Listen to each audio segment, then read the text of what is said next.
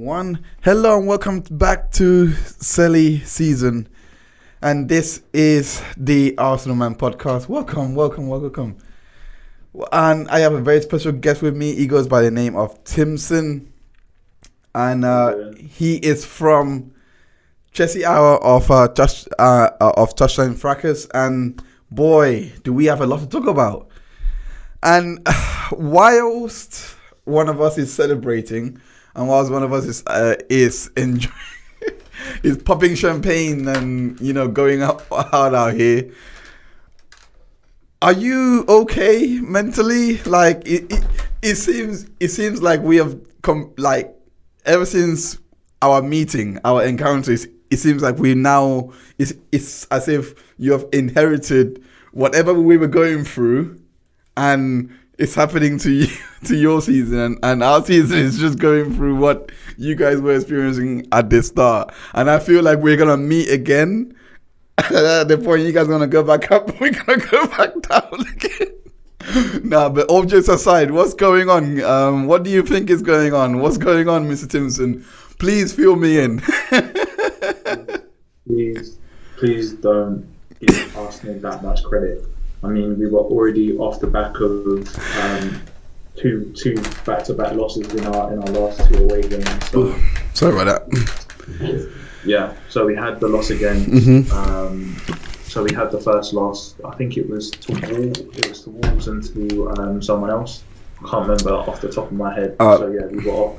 Yeah, we were off a couple losses. While you're saying that, let me just for verification checks for the audience, let me just get the fixtures and results up of both Arsenal and Chelsea. But continue with your train of thought. Let me just do that. I just want to let you know.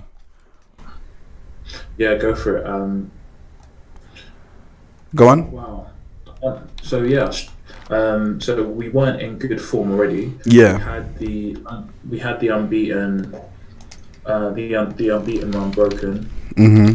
And Lampard, tactically, he was starting to come towards the end of his tether anyway. Yeah. The Arsenal game was, everybody was beating you, and as a Chelsea fan, when teams are up against it, they always tend to get a result. So when before Everton appointed Ancelotti, we went there and we lost against them after when they were in trouble. West Brom couldn't. At the start of the season, they found themselves 3-0 up against us at half time. So yeah, I don't know what it is. Like, I don't know, call us Charity FC instead of Chelsea FC when it comes to teams who are in need of a result, because we don't put teams to the sword.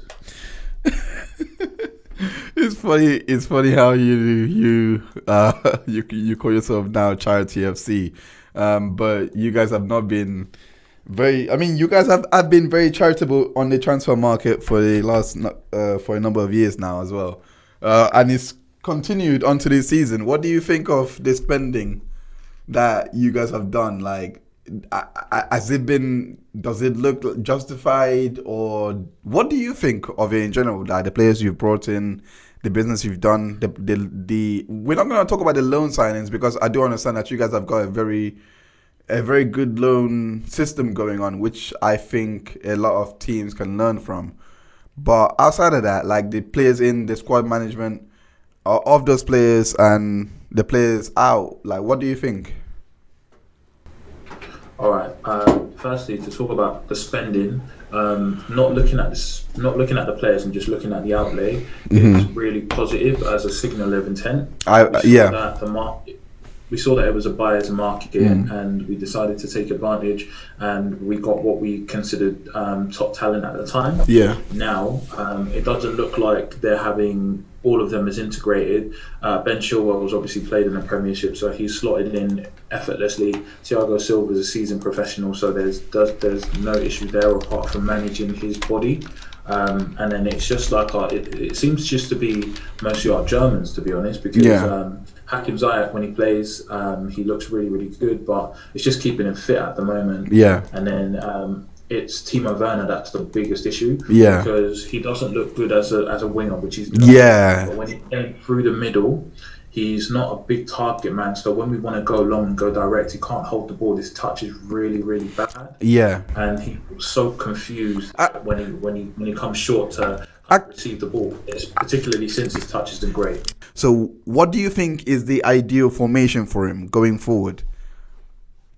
Right, so at Leipzig they kind of played with a 3-5-2 with probably Angelino on the left and the two up front, maybe Christian Poulsen and Timo Werner, with Timo Werner kind of drifting in on the left hand side. So he wasn't nominally a winger and he wasn't an outright focal point in an attack. And with that, we don't have that position in the system that we play. Yeah. So what we've seen is he, as a left winger, he doesn't track back defensively, and so he's a bit of he's a little liability there, and it showed against Arsenal. And then as a centre forward, I think Lampard has kind of shoehorned Werner in on the left because he's seen the importance of having a focal point, whether it's Giroud or Tammy Abraham, to kind of contest the long balls and hold up play to help bring in the midfield. So in terms of bringing him forward, it really and truly, it's a very big problem, because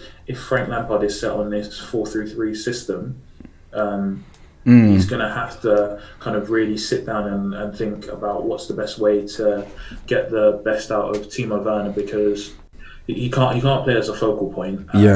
Right now, his touch is really, really bad. He's not dominant in the air, and even his link-up play, he looks very, very confused when he drops short. So I'm thinking, to be honest, as much as people hate seeing him as a winger, he might have to fulfill that role, because right now, I agree.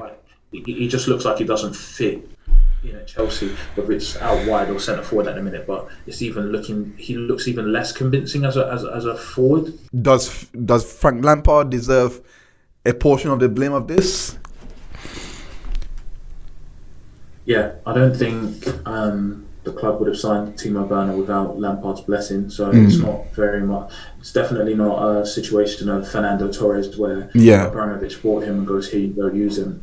Yeah, it's definitely a player that Lampard kind of agreed on. This is a good fit. Yeah, so I felt like there was a bit of. I feel like he underestimated. There's an underestimation on both parts. So it's hard. It's such a niche position that he played. Playing with a strike partner in general in modern day football, with teams playing a 4-2-3-1, 4-3-3, or just a lone centre forward. To accommodate more midfielders is the norm. But the fact that he couldn't transition to be like a focal point. To be a focal point at the moment, like he's not the biggest guy, so you can understand that. But he can't link play. He can't be a problem in front of defenses. In the Bundesliga, they play with really, really high lines. So what you'll see if you look at some of their highlights is one long ball over the top and the counter attack is on, and you'll see Timo Werner using his pace to kind of exploit those highlights, and that's how we got his goals. But let's look at the three attackers that we have. So all of them have their strengths, but none of them universally meet the criteria of what we need in a striker. So Olivier Giroud, who you said is doing really well, Arsenal, he's the best by far. I think holding up the play. I agree too. He's really good at holding up the play. He's he's good aerially, and you can see that when he scores a lot of crosses and stuff. So with the delivery that we have on the right hand side of Ziyech and Reece James, it's really, really good.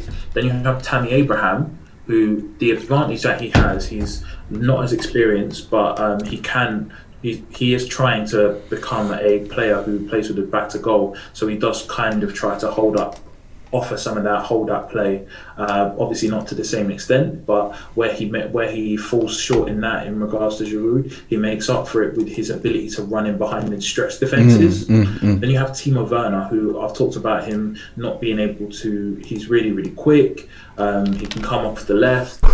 He's really, really good in transitions, but his issue is his lack of hold-up play. Right now, he's not really confident. So he's always been a striker that he scores a lot of goals, but he also misses a lot of chances as well. But when Tammy Abraham played and Timo was on the left, Tammy Abraham has played as a winger in academy in the academy at Chelsea. So there were times where you would see Tammy Abraham chasing back on the left wing, and it allowed Timo Werner to kind of pick and choose when he wants to play as a centre forward and when he wants to be a winger, and kind of synthesize that system that he played at Leipzig to an extent. So all of our strikers have pluses, but they don't have, and they all have negatives, but none of them tick all the boxes at the same time that we need in a centre forward. Yeah. So for me, I would probably I would love for the club to entertain the idea of a Timo Werner plus cash for Erling Haaland in the summer. So he's got the height, and he's obviously he's got proven ability when it comes to leading the line that he's done for Salzburg and Dortmund. So you have the current RB Salzburg manager, his former club, who was previously the assistant manager at RB Leipzig. Yeah.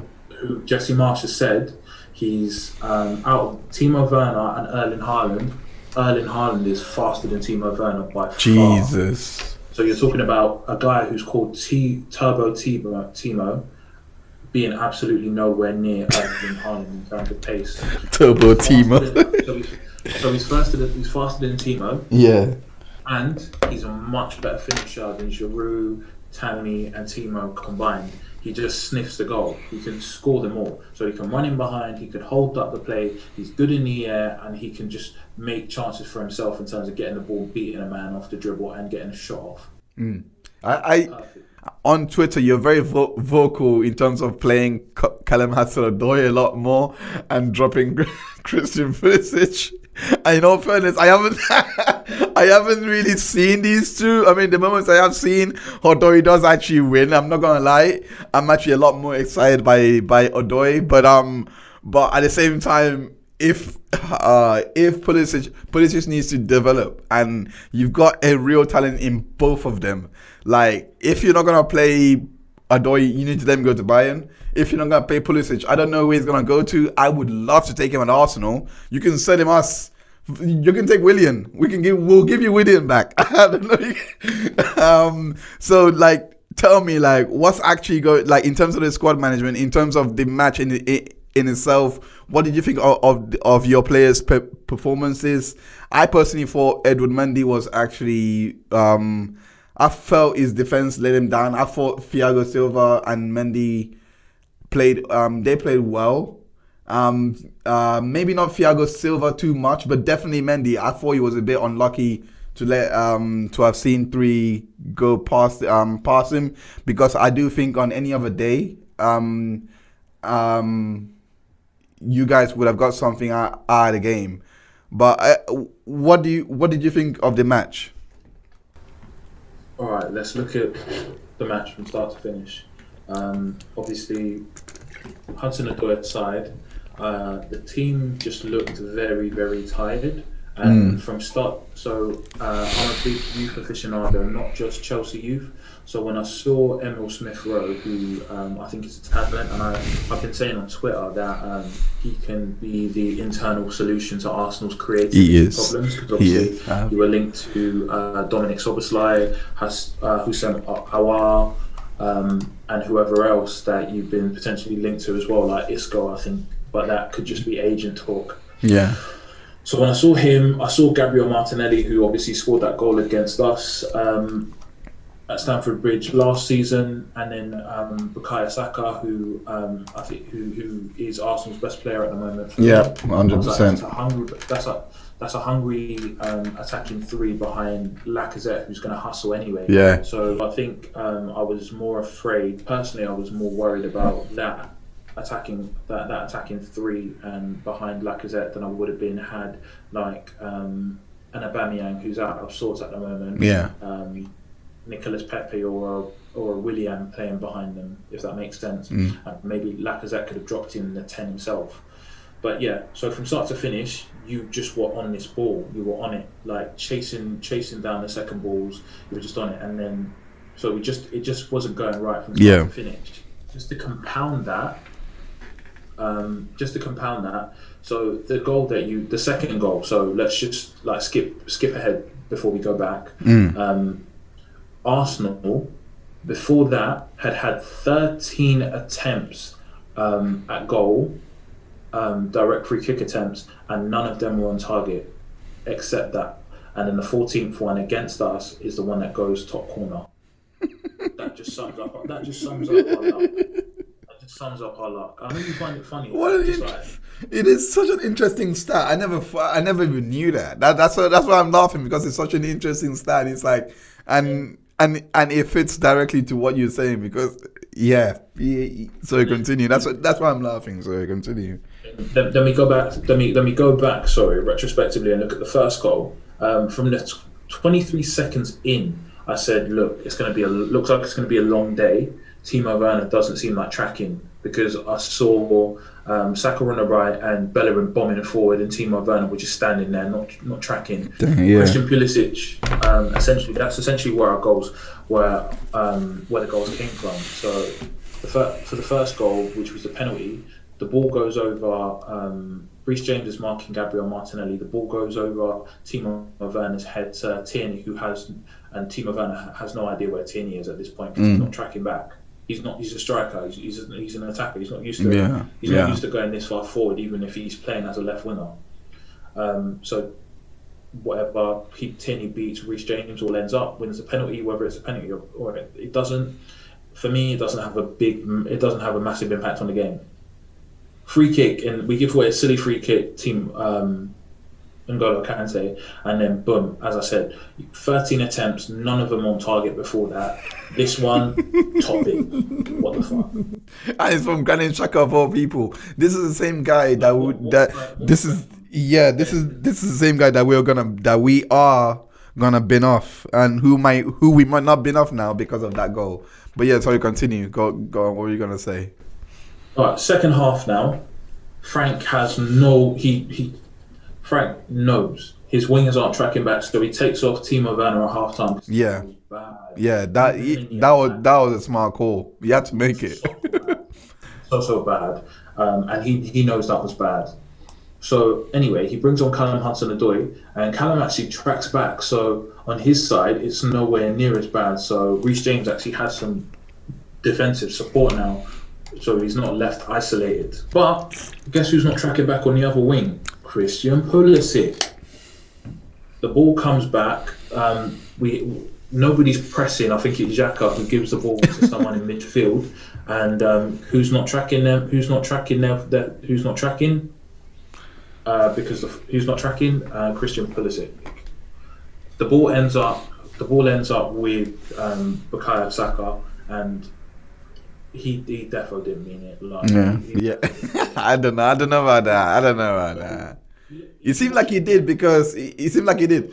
No, his right foot. He looks so disappointed. The reason why I say that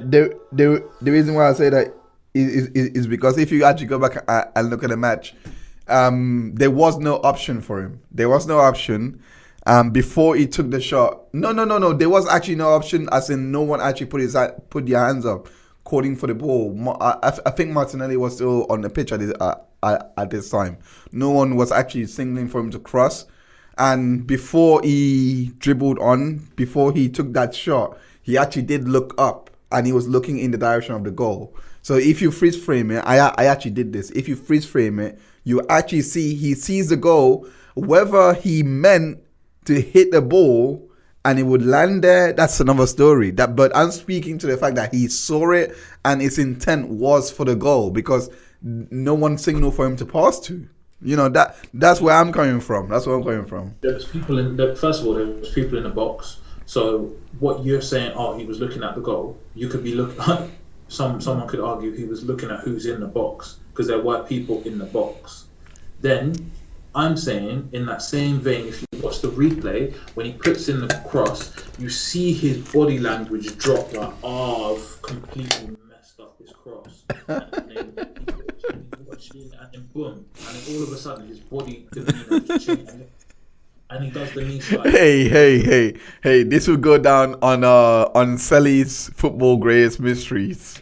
Whether Saka meant to cross it or not.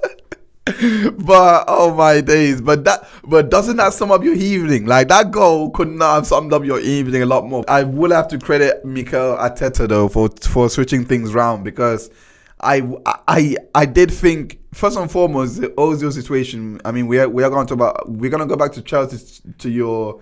Actually, we are gonna go back to Chelsea and talk about your next few matches and and Leeds United and the contrast between Leeds United and Man City and what happened there. But before we go on to that,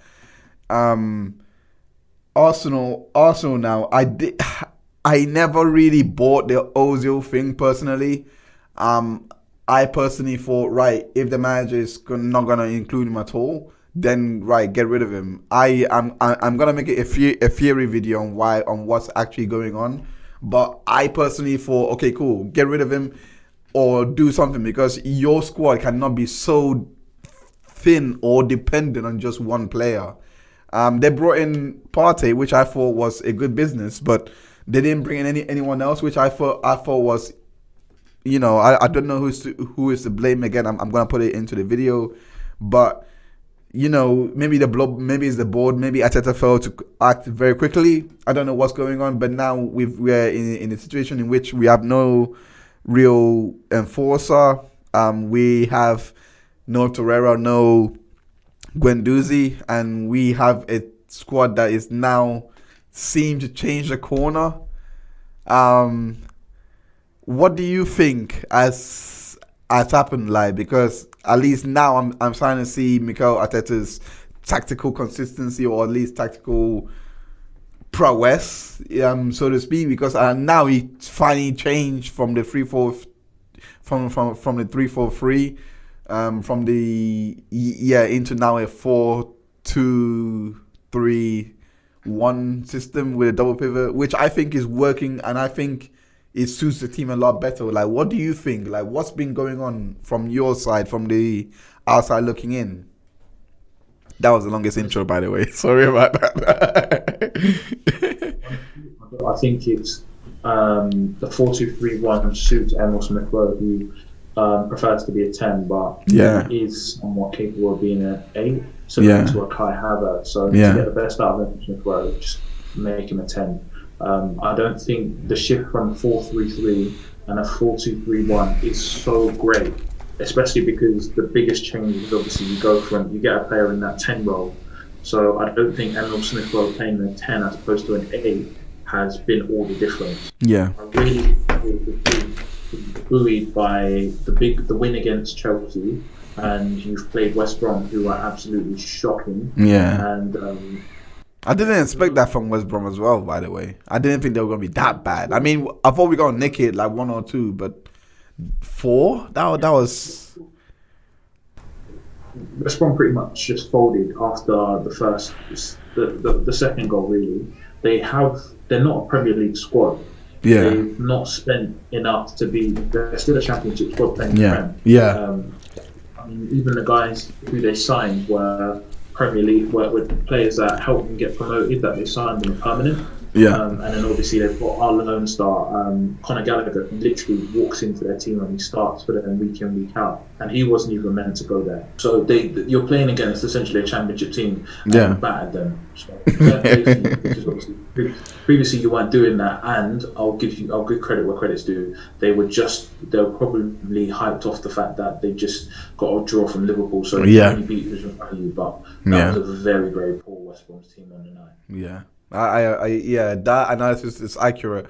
I think Brighton one is more of an accurate result, because us getting 1-0, it was so tight. I can't believe. I don't think I've seen a tighter game than that, because that Lacazette goal as well in the Brighton game, I think was so vital to that rot in the West Brom game coming up, because it was such a tight angle. Everyone knew how difficult it was to even break them down, and they did it. So that must have played a big part as well. But onto in Arsenal's midfield situation, what kind of targets are in your mind? Who do you think will come in? And what role do you think needs to be strengthened?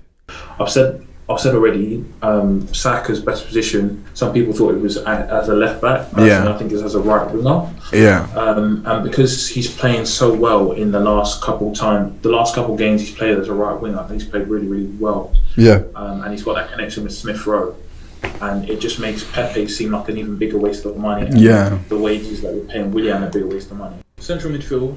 Yeah. Miguel Aziz. We called up Miguel Aziz. He's played. No, he hasn't even played. I'm not even sure if he's got. He's played against Dundalk. That's the only game he's played against. So he's got. This is a player who will go straight to who I think should be looking. Who should be like a mainstay in the Arsenal squad. I think he can come in and very much do what Saka's done and be a key for the squad, especially now since you're missing Partey. Edu's spoken to him and made him learn the 6 role specifically as a lone pivot. Yeah. Because there's a need for that in the team. Yeah. So I agree. Ed has told a player, prepare. I feel like there's a long-term plan in place and we should be looking to get him in the squad sooner rather than later. Yeah.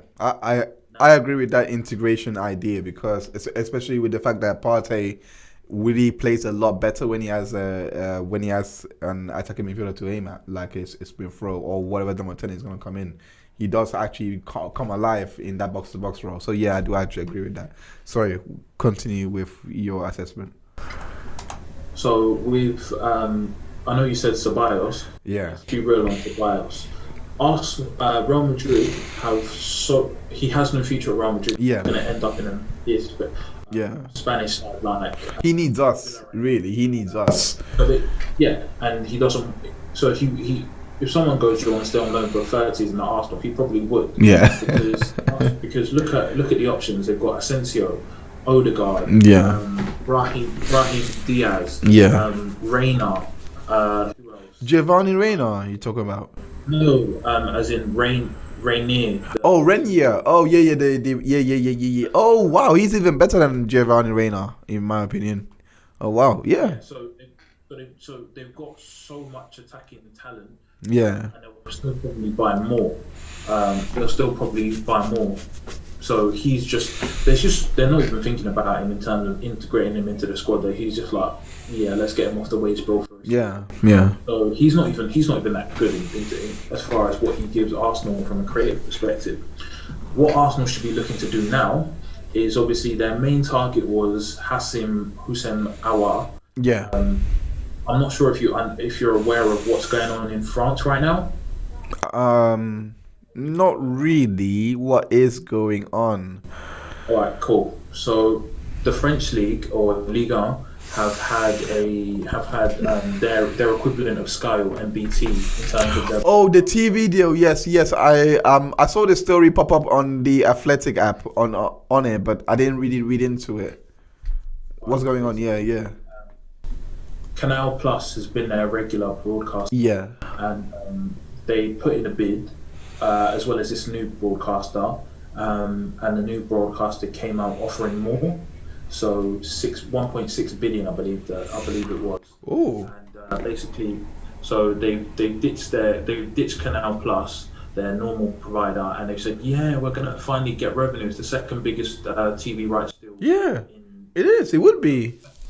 It would be second to the Premiership, and obviously everyone's like, oh, it's the Farmers League and stuff, so they're really happy to get this revenue. Yeah. And a lot of teams had based their spending and finances on this influx of money.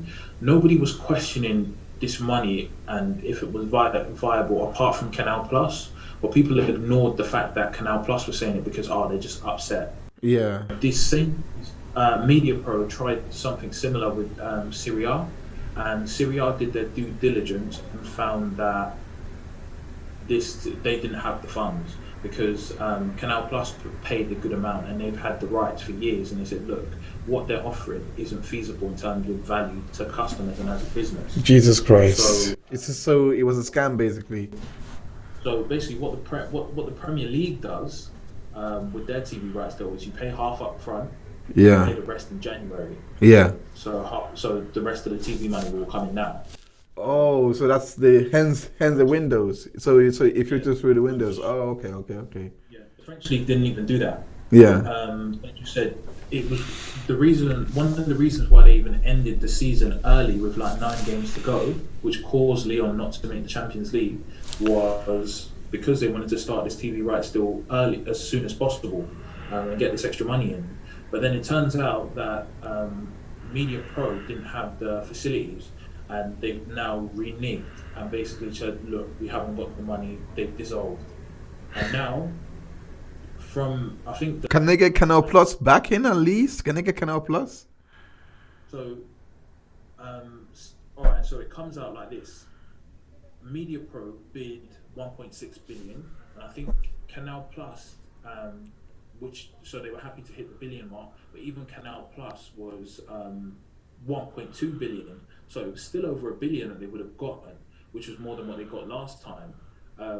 But they were just like, oh yeah, we're going to go with the biggest bidder. So for the sake of 400k, they've trusted an unknown broadcaster, an untested broadcaster, instead of their normal tried and trusted. And who offered more? It's not a case now of saying, it's not a case now of going, okay, we'll just go to Canal Plus, because they're desperate. They have no broadcaster for the next couple. Yeah. For the next match week. And now that's gonna drive down the value probably to 500k if lucky. If you know that they're desperate, you're not going to bid the same amount. No, of course not. Last time, That's dumb. You pay half, you pay a third, you pay less than a quarter. Yeah. Because you know you've got them. There's literally nobody else that they could give these rights to. So you're going to press them and get the best deal possible at the cheapest price. So what happens, going back to how this plan goes, a lot of teams will be going broke this month and next month. So this month you might see quite one or two transfers, but probably in the summer to recoup, because a lot of teams will be going broke now. They'll be selling their best assets. So look at Lille, who have financial issues already. They might have to sell Abubakar Samare. They might have to sell a Renato Sanchez. Even a Marseille, Boubacar Kamara. I mean, Guiri is playing well in the league as well. ChessyHour, he's not costing 50 million though. No. That price is gonna go down to at least 30. So that price is gonna be 30 million at least. At least PSG is probably the only team that is relatively unaffected because of the ownership. Yeah. But basically, the French league there's gonna be a fire sale, whether it's in January or it's the floodgates open in the summer. Arsenal will be able to get players in that French league, and teams across Europe will be able to get French players from that French league at a discounted price. So they can because of this fumble of the broadcasting deal. Yeah. Teams now, basically 2/3 of their revenue and their wage bill is structured on payments from the TV deals. Paying from the TV rights. Yeah. Now they're not even. A lot of teams are budgeting for that extra money. Yeah. And they're probably gonna get even less than half of what. What they're expecting to get. So now it's a big problem. Yeah. I can see a bit. So you're saying that players like Eduardo Camavinga and a lot of those players are now available at such a Marco Verratti even. I don't know, but maybe it may not affect PSG too tough, but yeah, I'm saying PSG are probably the ones. Yeah, that are gonna come out of this on top, really. Yeah. Basically, a lot of players in that French league will be cheaper than they normally are, even as far as COVID standards. Yeah. Wow. Oh my gosh. Yeah, you compound it to COVID as well. Then, boy, I feel bad for the French league, and I do hope they do actually recover. And just like that, we're going to bring the video to a close. Thank you so much for joining Timson and I on this special episode of the CAMPodcast. I am hoping to get more and more other fans onto this podcast, as well as Arsenal fans. So do let me know in the comment section below. And also send me an email if you also want to appear and talk to me about Arsenal or whatever team that you support. Details are in the description below. Let me know in the comment section what you think of this video. Don't forget to like, share, and subscribe. And I'll see you on the next one. Take care now. Have a good day. Bye-bye.